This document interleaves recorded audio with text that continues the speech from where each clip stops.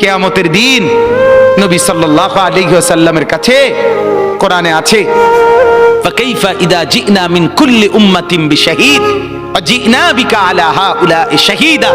নবীকে বলছে আল্লাহ, বন্ধু আপনার উম্মতের প্রত্যেকের আমলনামা আমি আপনার হাতে দেখাবো, আপনার হাতে,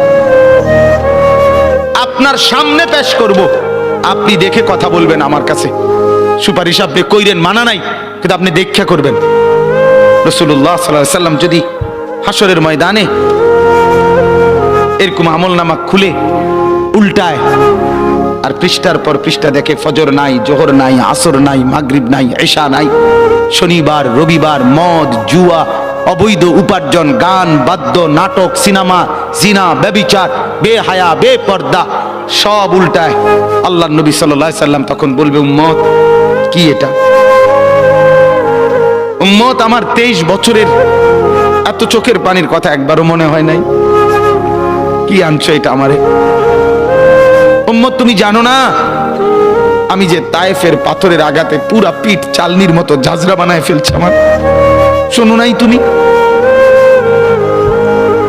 আমারে যে উহুদের ময়দানে দান দান শহীদ করে রক্তাক্ত করছে, তুমি শোনো নাই? আমি যে 14 দিন পেটে ক্ষুধার তাড়নায় পাথর বাঁধছিলাম, উম্মত তোমার মনে নাই?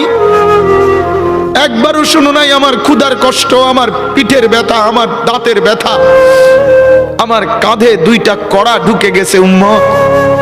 আমার ঘরে 3 মাস আল্লাহর নবীর স্ত্রী আয়েশা বলছে, আল্লাহর কসম উম্মত, নবীর স্ত্রী বলছে 3 মাস 3টা চাঁদ উঠছে ডুবছে, রাআইনা হিলালান সুম্মা হিলালান সুম্মা হিলালান, 3 চাঁদ 3 মাসে নবীর 9 জন বিবির কারো ঘরে আম্মা জান আয়েশা বলে 1 ফোঁটা চুলায় আগুন জ্বলে নাই। মা আওকাদাত ফি আবিয়াতে রাসূলিল্লাহ নারুন, নবীর একজন বিবির ঘরেও আগুন জ্বলে নাই। আল্লাহর নবীর স্ত্রী আয়েশা একদিন বলছিল নবীকে পিঠে হাত বুলাইয়া, ইয়া রাসূলুল্লাহ, স্বামী আপনার পিঠ ছিদ্র ছিদ্র কেন? পুরা পিঠ চালনির মতো ছিদ্র ছিদ্র কেন? আপনার কি ছোটবেলায় বসন্ত রোগ হয়েছিল, গোটা হয়েছিল?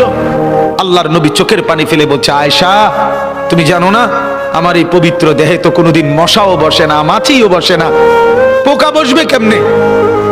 আমার পবিত্র দেহে তো হাঁটলে মেশকের ঘ্রাণ বের হয়, আমার পেশাব পায়খানাও তো কোনোদিন জমিনের উপরে 1 সেকেন্ড থাকে না, মাটি ফাঁক করে ভেতরে নিয়ে যায়, সেই আমার গায়ে গোটা হবে কেন? আয়েশা এগুলো আমার তায়েফের পাথরের আঘাতের রক্তের দাগ।